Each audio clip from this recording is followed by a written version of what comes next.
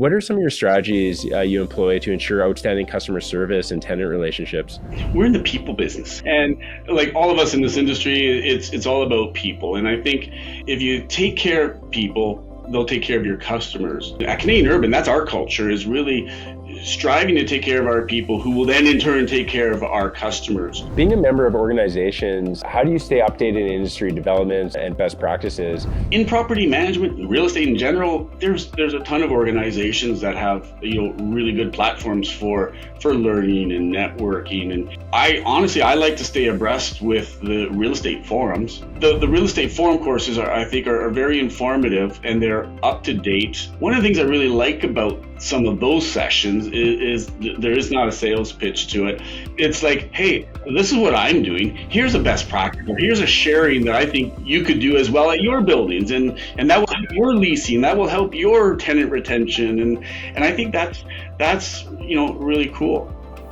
Welcome to the Mastering Property Management Podcast. I'm your host, Jared Sarbit. Join me as we delve into candid conversations with industry experts to uncover their strategies and insights for achieving success in property management. Whether you're a seasoned pro or just starting out, let's elevate your property management skills together. This is Mastering Property Management. Today I have the honor and privilege of having Michael Caricari on. Michael Caricari is the Senior Vice President of Canadian Urban Limited. Michael, so happy to have you on here. Jared, thank you so much for inviting me and having me participate in your podcast. I'm honored to be an invitee with some of the other episodes you've had, so thank you very much. Truly my pleasure. Let's get into it. Michael, if you can tell me a little bit about who Canadian Urban Limited is, and what is your role as a Senior Vice President of Property Management within them? Sure. Canadian Urban Limited is an investment management firm. We look after real estate assets for pension funds, institutions, ultra high net worth families, and we look after their assets across the country. We take care of assets that are across all four asset classes. So we're predominantly 70% industrial, but we've got about 15% office, another 10% retail, and roughly 5%, and these numbers are fluctuating all the time, of multifamily residential. So we've got the full gamut. We get to dip our toe in the Pacific Ocean and the Atlantic Ocean, so it's really cool. So we're in Vancouver all the way across to Halifax. 50 years old. We've been around for over 50 years. We manage all sorts of stuff, institutional investments, so it's really fun. Okay, very, very cool. And so do you have a team of property managers with you, in each region, or what does that look like as far as infrastructure goes for you? Yeah, our infrastructure is set up essentially east and west, but we're really migrated to like one group.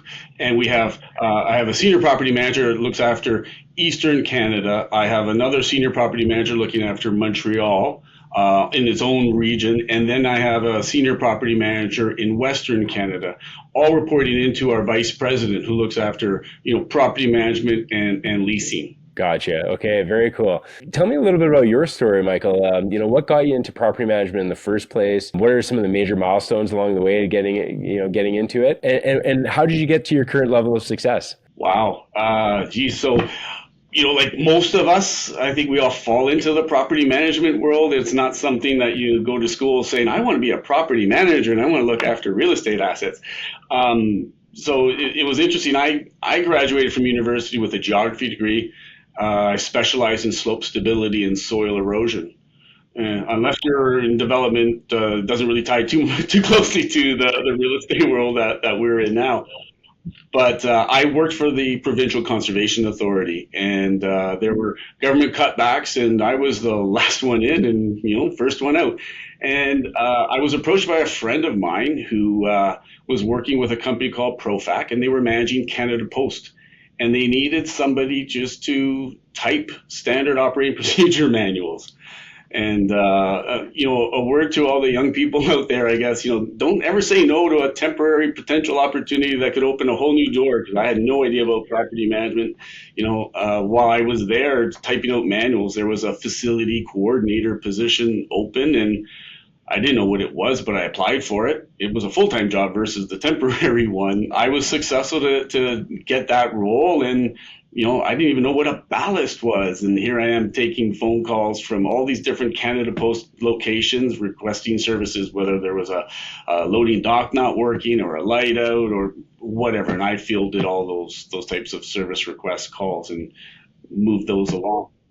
Over time, I was there a couple of years, got my feet wet, and my boss had actually said, you should really get into real property management. And I thought that was an interesting angle, right? What weren't we doing real property management? We were doing facility management, and I now look at it as, it's all real estate and it's all managing. In the terms then, I had no idea. But I left there and I got a job working at Oxford as an assistant property manager, and that's where I think I got a lot of my grassroots learning. And the School of Oxford was a great opportunity for me to grow and learn. I spent 10 years with Oxford in varying roles and different levels of progression. Okay. And then how did you want to do the math on all the gray, I guess. Yeah. So, Yeah. I won't give you all the math, but I'll sort of.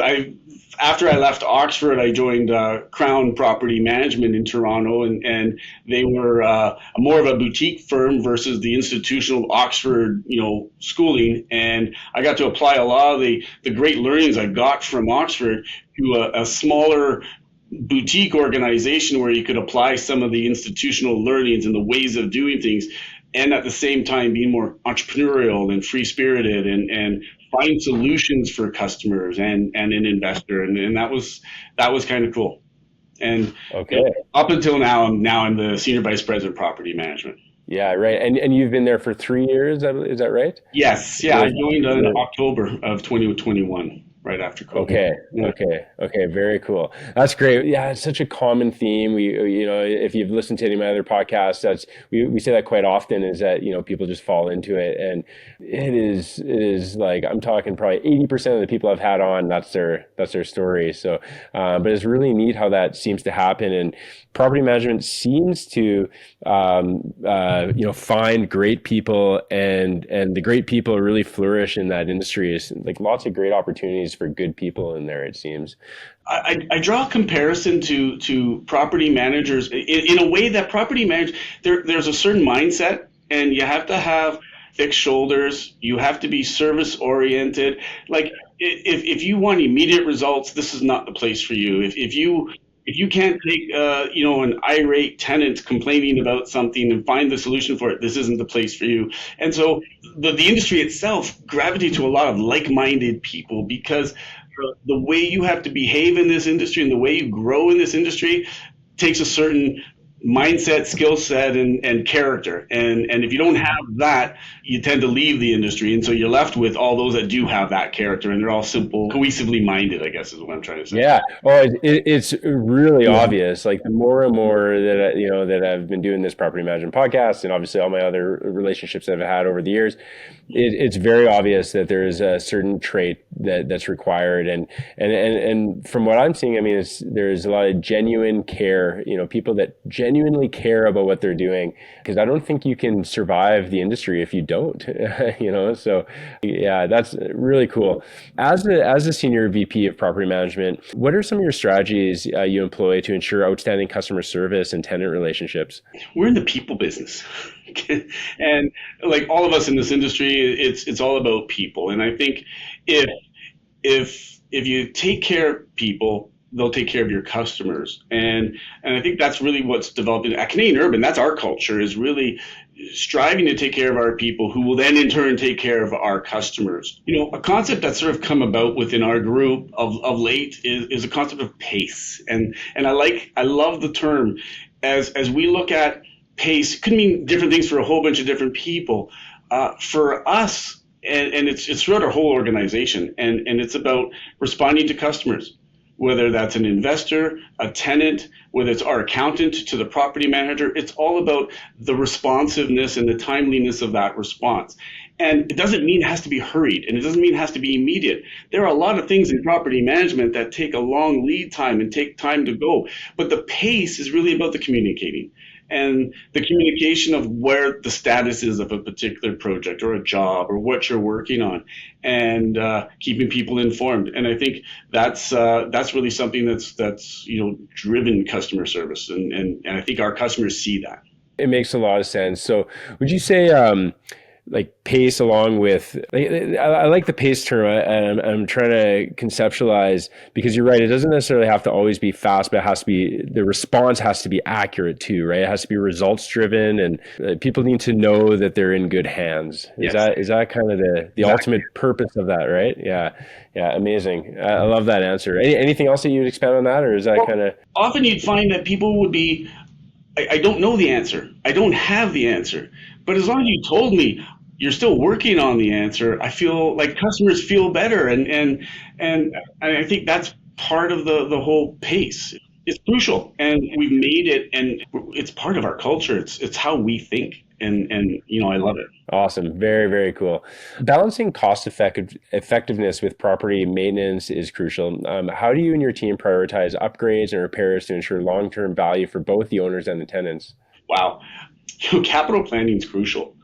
It's absolutely, it's so important to our investors. It's so important to our tenants, and the maintenance of our properties. We act as owners. And again, I'm going to bring this back to Canadian Urban and kind of how our team operates. And we think like we're an owner. We act as we're an owner, and we look to spend money or save money as an owner, or spend it wisely.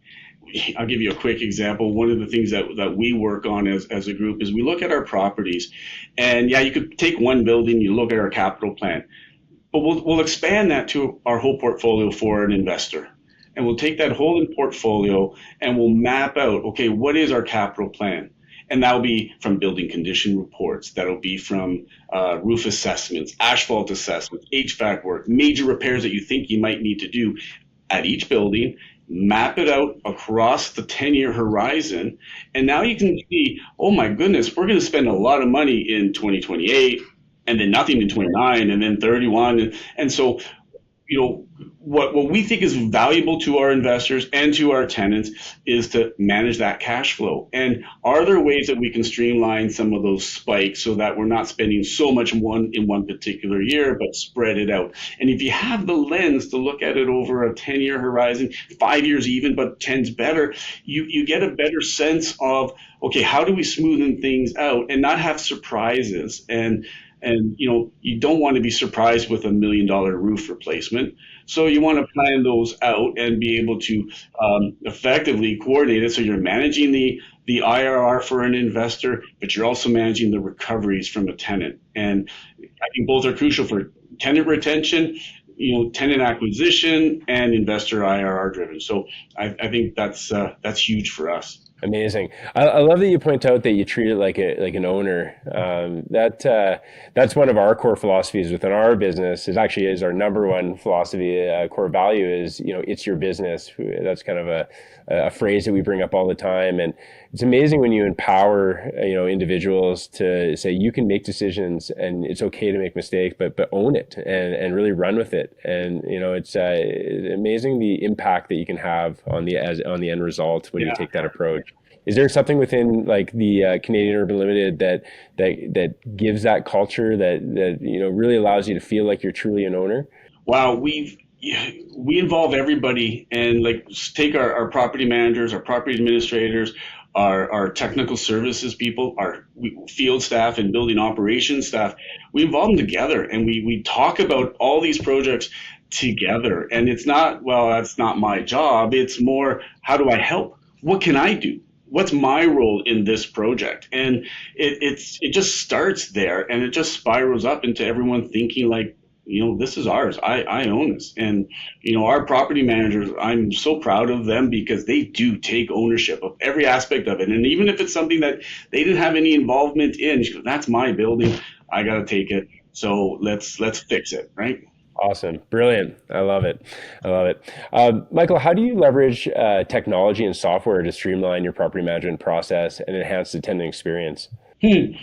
I think there's all sorts of technological platforms out there, and dashboards and tenant dashboards and property management dashboards. I mean, we don't leverage on any one particular one, and I think that's probably consistent with a lot of other firms. We utilize Yardi for our financial reporting. We use Hilo for our tenant engagement platform.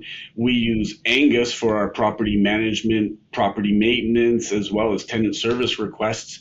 I want to share a little story about our Angus system. I think it highlights some of what I think is cool about what we do.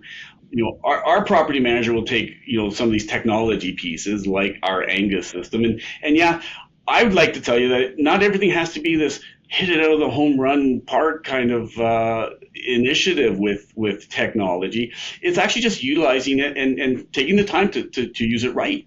And we had an example where our property manager took a look at the types of service requests that our tenants were placing over a particular month, 2-month, 6-month horizon.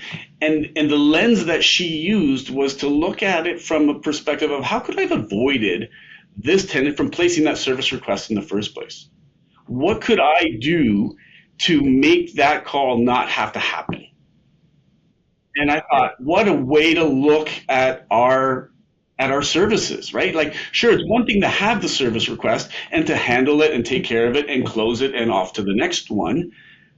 But if we can implement small changes to the way we deliver our services to our tenants to avoid them having to make the request in the first place, wow, that's huge. And the example that I'm going to share is we had a tenant on the 4th floor as the example, and I can't remember honestly which floor it was, but let's just say it was the 4th floor. And every Monday, she would call in to say, hey, you'll appreciate this from the janitorial world. Our paper products are down and toilet paper is out and I need, the washroom needs to be attended. And she knows that this person would call every week. And so she determined, wait a second, let's look at this report that we got from our services. And wow, it's every Monday this person is calling. And so what's the call about? Well, it's paper products. It's on a Monday. Well, we later just determined, and it wasn't as intuitive, but we also have another tenant on that floor that operates a 24/7 call center. So they're still utilizing the service, the washrooms, and they're using the paper products, and they're empty come Monday morning. And the other tenant down the hall is like, washrooms are always empty. There's never paper here. Okay, so what she did is she just immediately said, okay, let's have the janitorial team really stock up the 4th floor on Friday night. And Monday morning, instead of starting to do the stocking of the washrooms at the top of the building and working your way down, start on 4. And or we could have the janitorial team come in on a Saturday, but no one wants to do that for one floor. It's not effective. But just doing that small change. Now, I have one tenant not placing service requests every Monday morning. Yeah, brilliant. Yeah. So little things, right? They can solve someone. I'm sure on a Monday morning, that's one of the worst things that you could discover is no toilet paper in the washroom. Yeah. So what a great solution, and it sounds like you use data to pinpoint it. Yeah. Well done. I love that. Tell me a little about in a constantly evolving industry, what trends and changes do you foresee shaping the future of property management? Well, how do you not say AI? like PropTech and AI. I mean, it's changed almost everything about everything in our lives in every industry, in every aspect, right? Again, to share, let's talk about little things, and because I'm sure there's the Elon Musk's coming up with more crazy AI technology and stuff, but I'll share a simple thing that I was having a conversation with one of our mechanical trades. And I asked this exact question. So, like, how's AI impacting your business as a mechanical HVAC provider? And what he shared with me just spurred a whole discussion surrounding how do we work together on this? And it was really cool. So here they are talking about implementing AI into the building automation system so that the AI technology will be able to, take the outdoor ambient temperature, take the indoor temperature, what's the occupancy load, what's the demand, what's the temperature set point, and let's make the adjustments accordingly without having to have the building operator to manually make those types of adjustments. I thought That's wicked. So, Incredible. here we are Yeah. looking at that because part of our capital planning that we talked about earlier, where we're looking at replacing HVAC units, we don't want to replace like for like. We want to improve it. We want to make it better. And my ESG team will be ecstatic to hear we're talking about, decarbonization and looking at ways of improving our ESG footprints. And what are we going to be doing? Well, let's start with our mechanical replacements. And how do we tie in AI with those mechanical replacements? I mean, there's a ton of stuff we can do, and we could take 2 hours just on the ESG component, which we probably should one day. Again, just the little things I think are really important, and that's something that we're looking at doing at Canadian Urban with our mechanical systems and AI. Very, very cool. That's brilliant. Yeah, HVAC is obviously a massive cost. Yeah, like I don't know if it's. I think it's actually. I would assume it's actually even larger than janitorial, from what I hear. Would that be a good argument to say? I think yeah. I don't. It would depend on the facility. It would depend. Like now that I'm more involved in industrial properties, I'd probably agree with you that the HVAC world and the mechanical side is a heck of a lot more than the janitorial one. However, an office tower, that's a big janitorial expense or revenue, depending on your perspective. Yeah, no, for sure. Yeah. Yeah, no. But I mean, if you can find efficiencies in HVAC, and you're absolutely right that I imagine the technology for HVAC is just going to get better and better. There's going to be a lot of efficiency there. So that's really cool. I love hearing that. How do you approach employee engagement with your property management team? What initiatives and practices have you found particularly effective in fostering a positive workplace culture? I imagine there's challenges, being in different provinces and being across the country. I would love to hear, how do you keep everyone really engaged?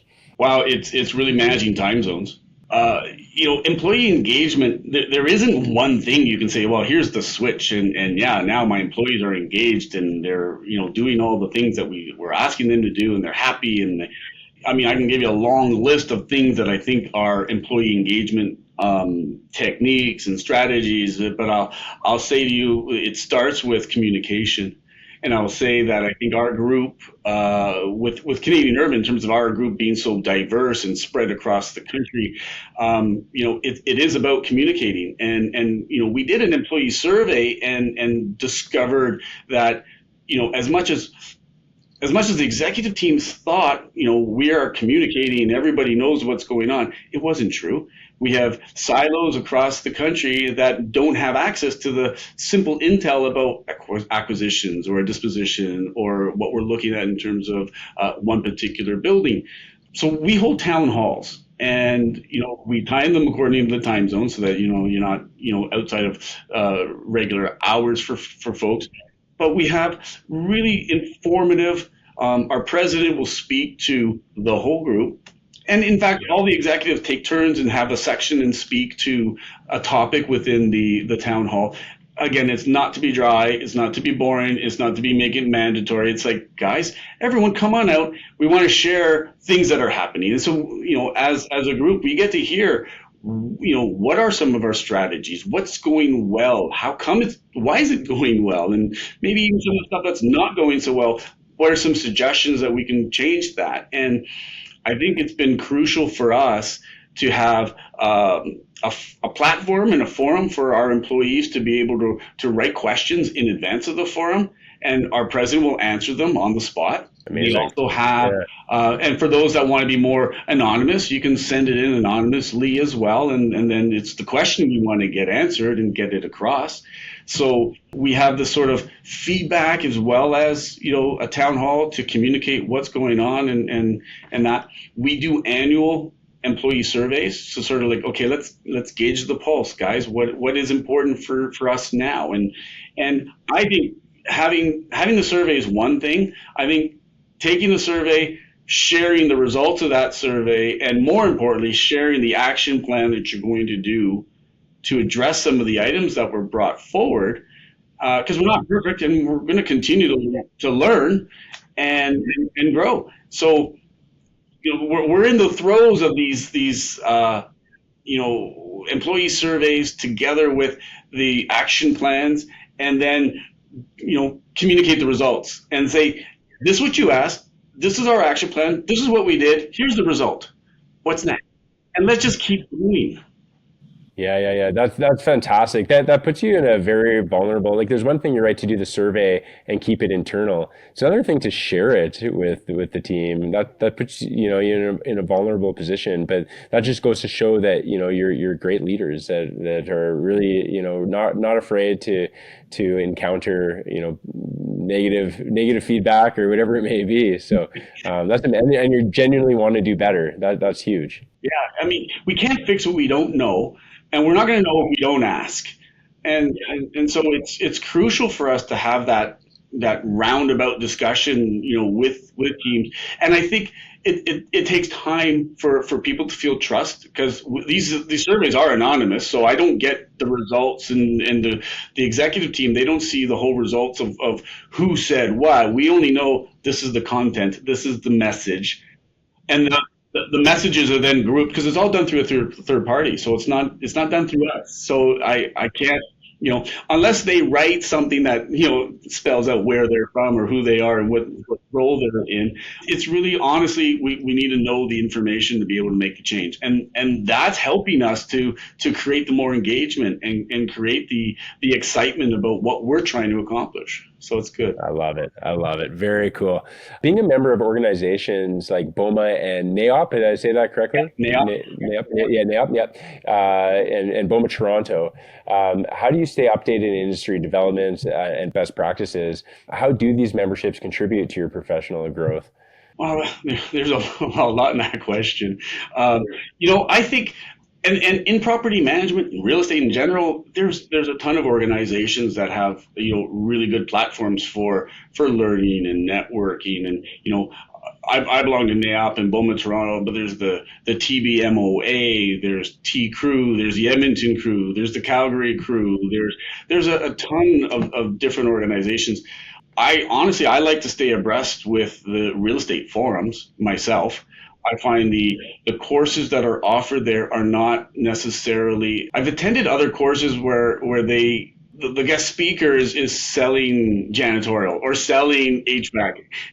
I want to learn about janitorial. I don't want you to sell me it if I'm attending that course. So the real estate forum courses I think are very informative, and they're up to date. And one of the things I really like about some of those sessions is there is not a sales pitch to it, and it is really sharing best practices. And it's not like it's all of a sudden, how do I phrase it, proprietary or keeping your secrets.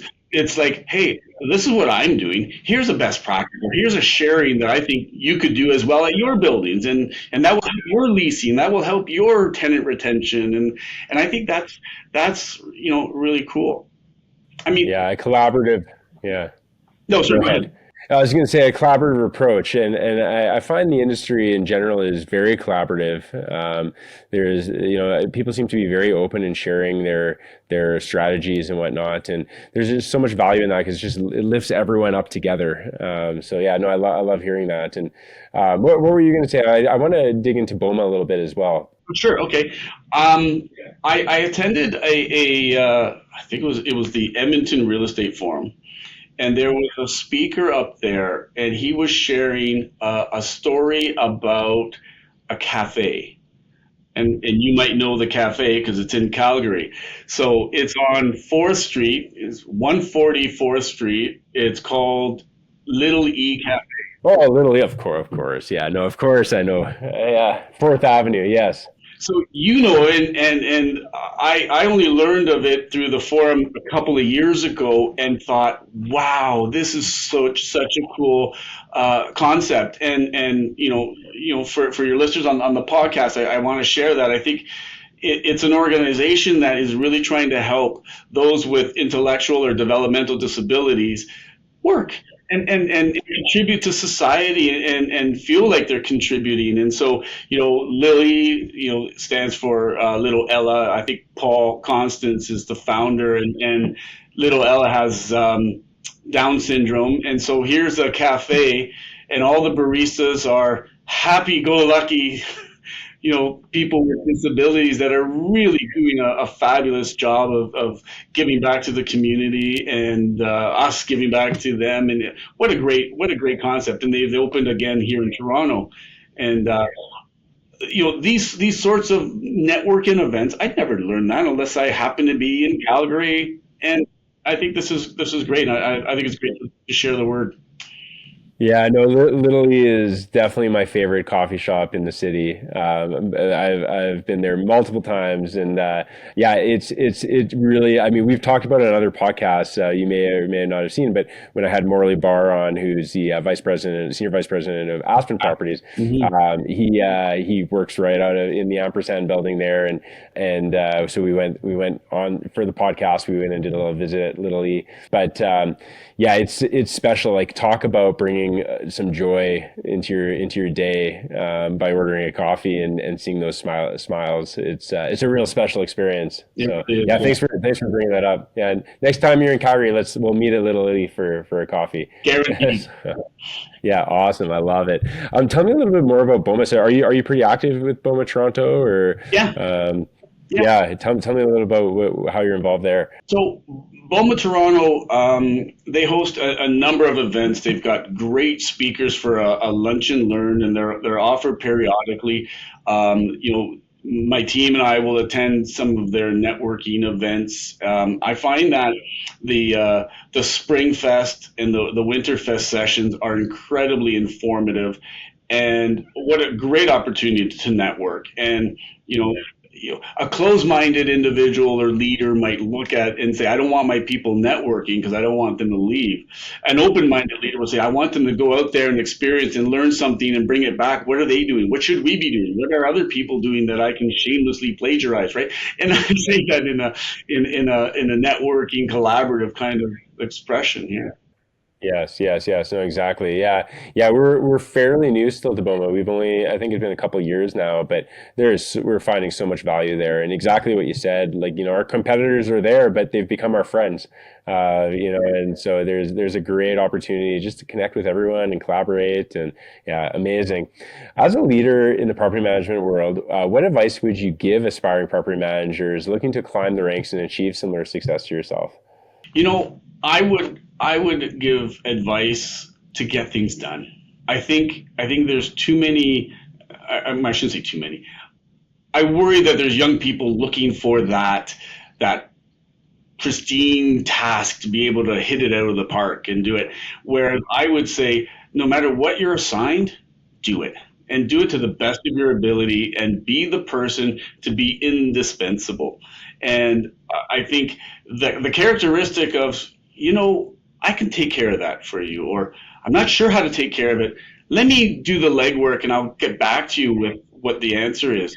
Or, and I promise you, to any young person out there, you will get noticed. You will be recognized, because it is the one person who they consistently get it done. They consistently nail it. And I think that is huge.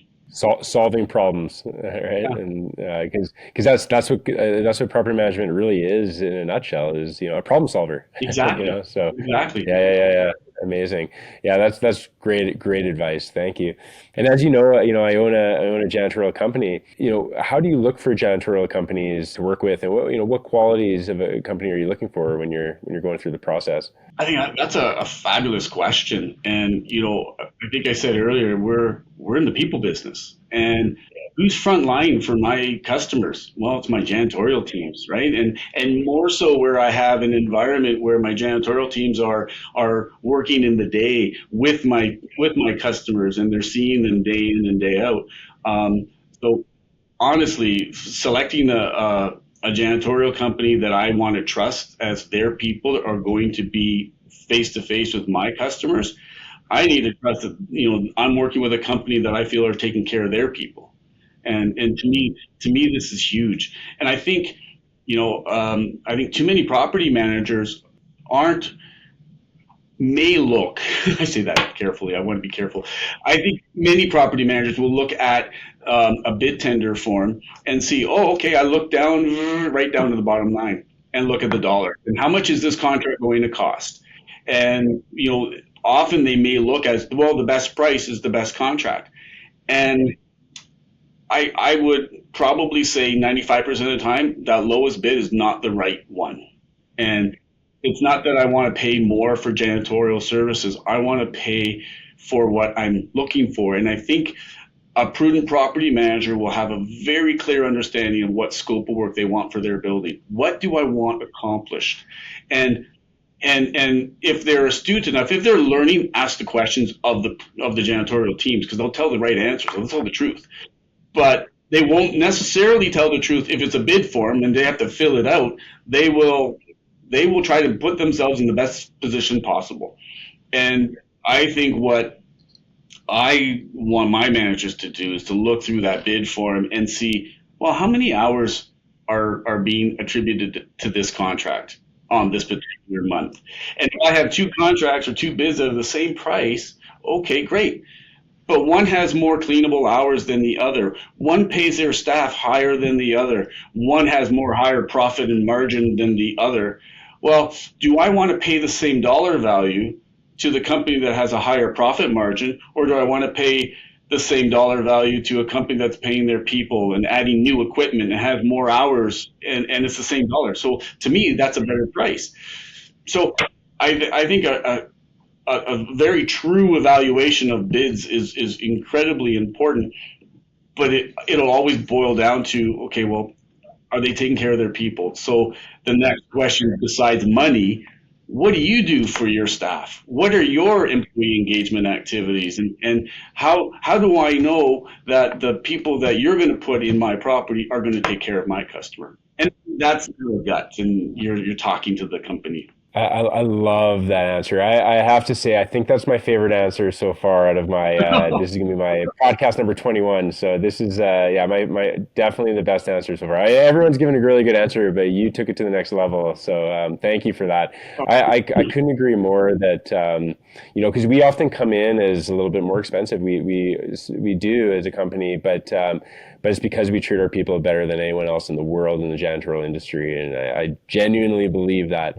And that is so critical. And the results that you get from treating them well is, you get your investment, tenfold, low turnover, better results, they always show up on time and just genuinely, as you said, on stage, when they are on stage during the day, they're smiling, they're happy. So yeah, I love that answer. Thank you for that. No, you're welcome. We're gonna take that and do something with it. Do something with it. Take that clip. So, yeah, thank you, Michael. That was really good, amazing. Now for a few of the fun questions. So if you can manage any famous property in the world, what property would that be and why? Oh wow! I mean, throughout my career, I've always put myself into positions of, well, I've never done this before. I've never tried, like, same as that advice I was giving that young person, is just get things done. And if I don't know how to do it, go and do it. I've been in the industry for quite some time. I've managed office, I've managed retail, I've managed, industrial and multifamily residential, and those are all fun assets. And I think an answer you'd probably be looking for would be, well, is it the Eiffel Tower or is it the Empire State Building? And those are all great assets to certainly manage. But for me, it'd be something completely different and something that I've never managed before. So I would say something that has, I don't know, historical significance, archaeological significance. I love people, and I would think managing a property, I'm building it up probably too much, Machu Picchu in Peru. Oh, I think this would be a really cool asset to manage, where you're working with the tourism industry, you're working with preservation and conservation, as well as archaeological historical significance. I think that would be a really cool property to say, if I'm going to end my career, I'm ending it managing, the last type of historical or touristic property, and I think that's kind of cool. Great answer. Have you been there before? I have not. So I have a lot of interest in the Incas and even Mayan and Aztec in Mexico. I've been to Teotihuacan, which is the pyramid of the moon and the pyramid of the sun in Mexico City. Also, I'd put them in the same category with Machu Picchu in terms of trying to manage tourism and checking out a historical site and learning from it. And so I have a great interest in all of these sort of off the beaten path kind of places and things. So very cool. yeah. So I thought, because we were talking before the podcast, and you were telling me a little bit about your Italian roots. So I thought maybe you'd say some, cool Italian museum, or like there's a lot of cool. Maybe how about the Colosseum in Rome? The Colosseum, certainly, I know that sort of significance from the historical perspective. Leaning Tower of Pisa. I mean, if I could put a list together, we could probably put a pretty cool list. Sure. Yeah, for sure. Awesome. Very cool. That's great. If you could recommend any book to the fellow property managers out there, what book would that be, and why? That's a great question. I'm not an avid reader, to be honest. However, there are two books that I would recommend, because there's probably, I'm going to tell you, 5 books that I've read multiple times in my life. And How to Win Friends and Influence People. Dale Carnegie. I think that was a book that really shaped my mind as a young property manager. And I don't think this is a book for property managers. This is a book for anyone who's studying life. I think it's a book that talks about how to negotiate, how to listen. What are some active listening? Albeit the stories and examples that Dale Carnegie uses are dated and maybe less relevant today, especially to any of the younger people in our group. But I think the skills that you can learn from that and apply them to, wow, I'm going into a negotiation. How do I listen to see what's important to that person on the other side of the table? And I think that's a huge skill set, and to take it to home and be able to listen to your wife or your husband, or persuade your children or influence. Like it's a book that I think is a life skill, and I think it should be mandatory. I think it should be taught in school. I love that. No, yeah, 100% it should be. And it's such a classic, and I wouldn't say that it's outdated. I would say that, in fact, that a lot of books today have actually come, from those concepts. Like he was just ahead of his time, and there's been many books that have just kind of copied his in a different angle. Really, really, really good book. And I actually put that at my now 11-year-old just turned 11 yesterday, 2 days ago. But I actually put that on his list of books. I've been trying to push him to read some business books, and that's one of them. So yeah, very, very important book to read, that's for sure. So thank you for that. I have a second, amazing, if I could just share that one as well. So because I said I'm not an avid reader, and I've here's a second book that I've read a couple of times. I think I'm on my third now. Simon Sinek. And I'm greatly influenced by some of his thought process, and he's come up with a book called Start With Why. And actually, I have it right here. And it's it's a book that really talks a lot about what's your purpose and finding your purpose. And it's a difficult process to find your purpose, and I think this is an excellent read, and the stories he shares in his book are greatly applicable to life, especially property managers, but again, as students of life. Very, very good. No, I love Simon Sinek. He's a great mind, and he's really has some great concepts. And I actually haven't read that book, but I've listened to him talk about it, so I feel like I've read it. But I love